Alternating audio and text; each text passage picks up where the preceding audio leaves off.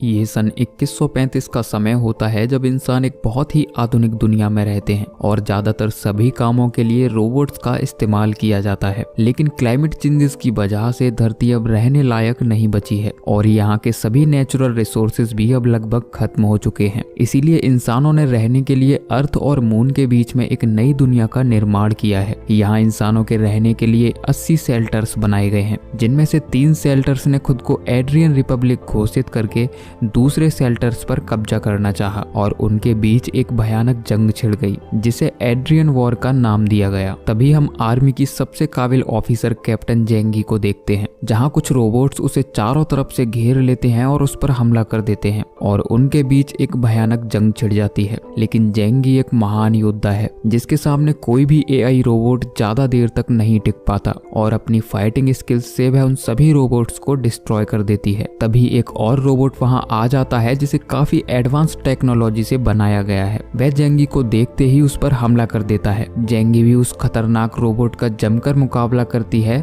लेकिन उसे अकेले हरा पाना बहुत मुश्किल था। तभी जेंगी को इंस्ट्रक्शंस मिलती हैं कि इस रोबोट की बैटरी पिछले हिस्से में लगी है। वह उस पर हमला करने ही वाली होती है कि तभी कार में लगी एक गुड़िया को देखकर वह डिस्ट्रैक्ट हो जाती है और तभी एक गोली उसके हाथ में आकर लगती है। जब वह अपना जख्मी हाथ देखती है तो उसे पता चलता है कि वह भी एक रोबोट है जिसके बारे में उसे नहीं पता था। तभी वहां एक सायरन बजता है और उसके आसपास की सभी चीजें मिटने लगती हैं, जिसके बाद साइंटिस्ट की वहां एक टीम आ जाती है जो आपस में बात कर रहे होते हैं कि पता नहीं क्यों जंगी हमेशा यहीं आकर फंस जाती है। दरअसल ये एक टेस्ट रोबोट था जिसे जंग में इस्तेमाल करने के लिए टेस्ट किया जा रहा था। अब हम टीम की हेड सेह्यून को देखते हैं जो जंगी को अपने साथ लैब में ले जाती है जहां उसकी बॉडी को फिर से रिपेयर किया जाता है। तभी वहां आर्मी के कुछ ऑफिसर्स आते हैं जिनके सामने इस प्रोजेक्ट का डायरेक्टर सेंग हॉन इस रोबोट के बारे में प्रेजेंटेशन देता है, जिसमें बताया जाता है कि कैप्टन जेंगी एक काबिल योद्धा थी जिसने दुश्मनों को हराकर कई जंगें जीती, लेकिन वह अपने आखिरी मिशन में दुश्मनों से लड़ते हुए घायल हो गई और कोमा में चली गई। जिसके बाद क्रेनॉइड कंपनी के कुछ साइंटिस्ट ने जंगी के ब्रेन का डाटा कॉपी करके एक रोबोट के अंदर डाल दिया जो जंगी के जैसे ही लड़ने की काबिलियत रखता था, या फिर ये कहें कि दिमाग तो इंसान का था लेकिन बॉडी रोबोट की थी। तभी आर्मी ऑफिसर कहता है कि जब तक जंगी अपना आखिरी मिशन पूरा नहीं कर लेती तब तक सरकार उन्हें कोई भी फंड नहीं दे सकती। दरअसल जंगी को टेस्ट पास करने के लिए एक सिमुलेशन के अंदर रखा जाता है जहां उसे अपना आखिरी मिशन पूरा करना है। अब प्रेजेंटेशन खत्म होने के बाद डायरेक्टर बहुत ही खुश होता है।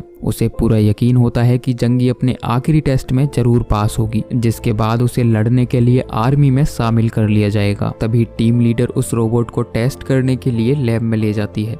जैसे ही उसे ऑन किया जाता है तो वह बिल्कुल जेंगी की तरह ही रिएक्ट करती है, मानो कि उसे एहसास ही ना हो कि वह एक रोबोट है। अब टेस्ट में सब कुछ सही पाए जाने पर जेंगी के ब्रेन को निकाल कर उस पुरानी बॉडी को तोड़ दिया जाता है, जिसके बाद टीम लीडर रिवील करती है कि जेंगी मेरी माँ थी जो वॉर लड़ने इसलिए जाती थी ताकि वह मेरे लंग कैंसर का इलाज करवा सके। दरअसल जब सेह्यून छोटी थी तो उसे फेफड़ों का कैंसर हो गया था, जिसके इलाज के लिए जेंगी को पैसों की जरूरत थी और इसीलिए उसे हर बार जंग लड़ने के लिए जाना पड़ता था। तभी सेह्यून डायरेक्टर से कहती है कि उसे एथिक्स टेस्ट करवाने के लिए बाहर जाना है और वह ट्रेन में बैठकर वहां से चली जाती है। वह ट्रेन के अंदर एक छोटी बच्ची को देखती है जिसे देखकर उसे अपना बचपन याद आ जाता है जब वह आखिरी बार अपनी मॉम से मिली थी। उस दिन से ही उनका ऑपरेशन होने वाला था, लेकिन जेंगी को एक मिशन पूरा करने के लिए बाहर जाना था। जेंगी ने अपनी बेटी से प्रॉमिस किया था कि वह मिशन पूरा करके जल्दी ही उसके पास वापस लौट आएगी। अब कहानी फिर से प्रेजेंट में वापस आती है जहां हम सेह्यून को देखते हैं जो टेस्ट करवाने के लिए डॉक्टर के पास आई है। डॉक्टर उसे बताता है कि उसका लंग कैंसर फिर से बढ़ता जा रहा है जिसे सर्जरी करके भी ठीक नहीं किया जा सकता। सेह्यून पूछती है कि मेरे पास कितना वक्त है। डॉक्टर कहता है कि मुश्किल से 3 महीने। वह सेह्यून को सलाह देता है कि उसे अपना ब्रेन डाटा कॉपी करवा के किसी प्रोस्थेटिक बॉडी में डलवा लेना चाहिए। सेह्यून कहती है कि उसके पास इतने पैसे नहीं है कि वह एक रोबोट बॉडी खरीद सके,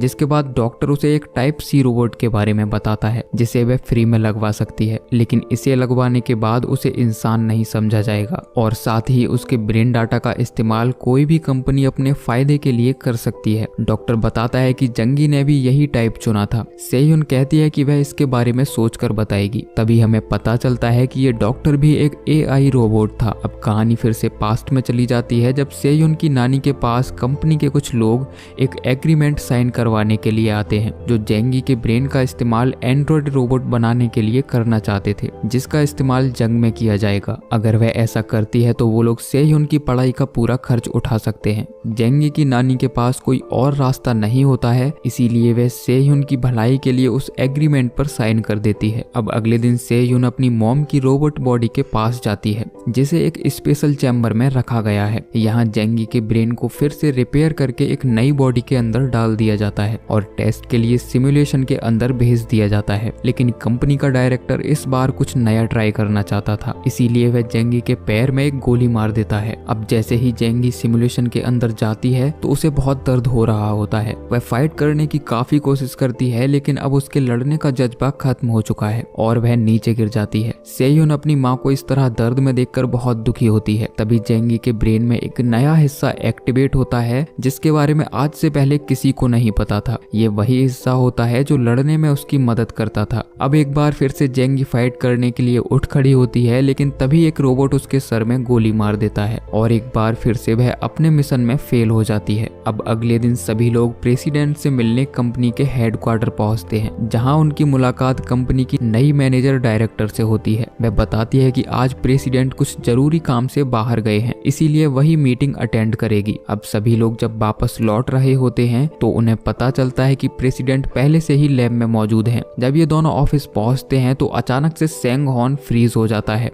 और यहाँ हमें पता चलता है कि ये डायरेक्टर खुद भी एक रोबोट है। तभी चेयरमैन सेयुन को बताता है कि एड्रियन वॉर अब खत्म होने वाली है, यानी कि उन्हें अब और लड़ाकू AI रोबोट बनाने की जरूरत नहीं है और साथ ही वह जंगी प्रोजेक्ट को हमेशा के लिए बंद करने के लिए कहता है। दरअसल चेयरमैन चाहता था कि कंपनी अब घरों में इस्तेमाल होने वाले रोबोट्स बनाए, जिनका इस्तेमाल इंसानों के रोजमर्रा के कामों के लिए किया जाना चाहिए। लेकिन सेयुन अपनी मॉम के प्रोजेक्ट को पूरा करना चाहती थी, पर चेयरमैन उसे ऐसा करने से साफ मना कर देता है। तभी चेयरमैन रिवील करता है कि ये डायरेक्टर मेरी ही कॉपी है, जिसे मैंने कई साल पहले अपने ब्रेन डाटा को कॉपी करके बनाया था, जो उसके द्वारा बनाया हुआ उसका पहला रोबोट था। वहीं एक बार फिर से जेंगी को टेस्ट करने के लिए सिमुलेशन के अंदर डाल दिया जाता है, लेकिन वह हर बार की तरह उसी जगह आकर रुक जाती है, जिसे फेल होता देख डायरेक्टर बुरी तरह बौखला जाता है। अब जेंगी को फिर से लैब के अंदर लाया जाता है, जहाँ डायरेक्टर उसके दोनों हाथ काटने के लिए कहता है। दरअसल वह जेंगी के ब्रेन में उस येलो एरिया को फिर से एक्टिव करना चाहता था। वह अंदर जाता है और जेंगी रोबोट के पैर में कई सारी गोलियां मारता है और फिर से उसे स्टार्ट करने के लिए कहता है, जिसके सभी कंट्रोल्स टीम हेड के पास थे। लेकिन इस बार सेयुन उस रोबोट को एक्टिवेट करने से साफ मना कर देती है, जिसके बाद डायरेक्टर को उस पर गुस्सा आ जाता है और वह उस पर गन तान देता है। वह उस रोबोट को ऑन करने के लिए सेयुन को फोर्स करता है, लेकिन तभी वहां एक टीम मेंबर आकर बताती है कि उसे प्रेसिडेंट सर ने ऑफिस में बुलाया है और वह गुस्से में वहां से चला जाता है। तभी टीम लीडर कहती है कि हमें जंगी प्रोजेक्ट को हमेशा के लिए बंद करना होगा, इसीलिए तुम लोग जल्द से जल्द पूरा डाटा इकट्ठा करके मुझे भेज दो। अब कुछ समय बाद सेयुन देखती है कि जेंगी का ब्रेन एक और रोबोट में एक्टिवेट है, जिसके बारे में उसे नहीं पता। जब वह इन्वेस्टिगेशन करने के लिए रूम में जाती है तो वहाँ जेंगी का एक और वर्जन मौजूद होता है, जिसे बस लोगों के मजे के लिए बनाया जा रहा था। जब सेयुन अपनी मॉम के रोबोट को ऐसी हालत में देखती है तो उसे बहुत गुस्सा आता है और वह उस डेवलपर से भिड़ जाती है। डेवलपर उसे बताता है कि ऐसा करने के लिए कंपनी से उसे ऑर्डर मिले हैं, क्योंकि जेंगी एक बहुत ही फेमस योद्धा थी और लोग उसे अपनी गर्लफ्रेंड बनाने के लिए काफी पैसा देंगे। डेवलपर उसे याद दिलाता है कि जेंगी ने टाइप सी ऑप्शन को चूज किया था, जिसका इस्तेमाल कंपनी किसी भी तरह से कर सकती है। अब एक बार फिर से सेयुन वापस जेंगी के रोबोट के पास आती है और उससे बात करने की कोशिश करती है। वह जेंगी से कहती है कि उसे दुश्मनों के इलाके से सुरक्षित रेस्क्यू कर लिया गया है और वह सेफ है। ये सुनकर जेंगी रोने लगती है और उसके ब्रेन में वह येलो स्पॉट फिर से एक्टिवेट हो जाता है। जेंगी बताती है कि मेरी एक बेटी थी जिसका आज ऑपरेशन होना था, क्या वह ठीक है? सेयुन कहती है कि हाँ, उसका ऑपरेशन सक्सेसफुल रहा और वह बिल्कुल ठीक है। जेंगी कहती है कि मिशन पर जाने से पहले मेरी बेटी ने मुझे एक गुड़िया दी थी, जो आज जंग में मुझसे कहीं खो गई, जिसके लिए मुझे बहुत बेकार लग रहा है और यही कारण था कि जेंगी अपने मिशन में फेल हो जाती, क्योंकि कार में लटकी ये वही गुड़िया थी जो उसकी बेटी ने उसे दी थी, जिसे देखकर वह डिस्ट्रैक्ट हो जाती और हर बार दुश्मन के हाथों मारी जाती। सेयुन भी ये सुनकर रोने लगती है क्योंकि जेंगी नहीं जानती थी कि वह जिस लड़की से बात कर रही है वह उसी की बेटी है। अब अगले दिन जेंगी को टेस्ट करने का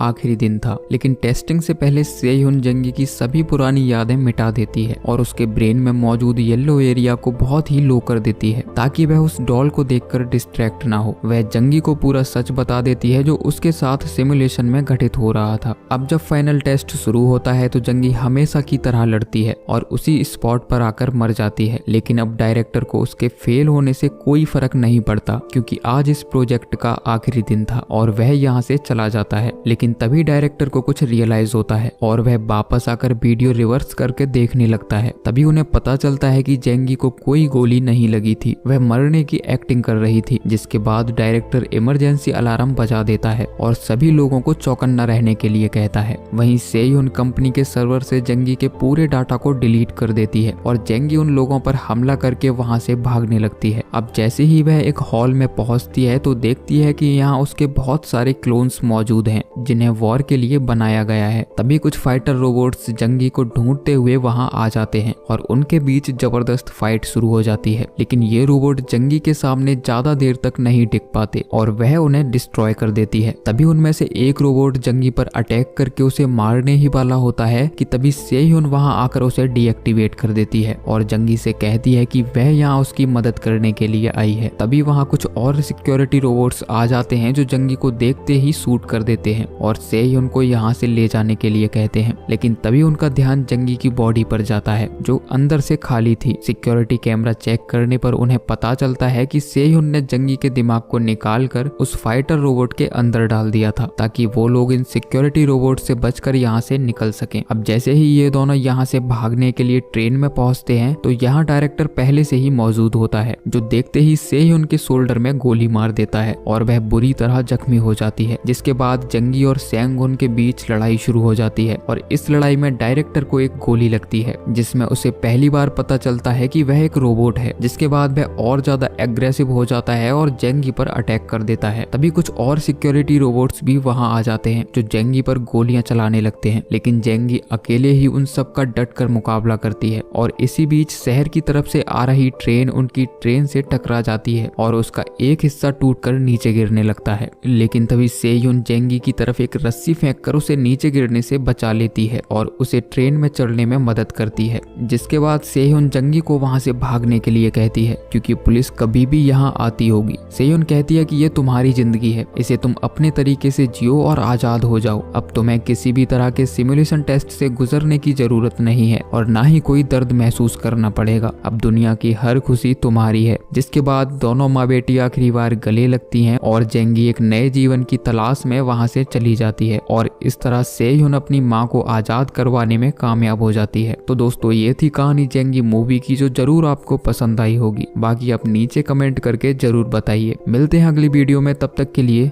जय श्री कृष्णा।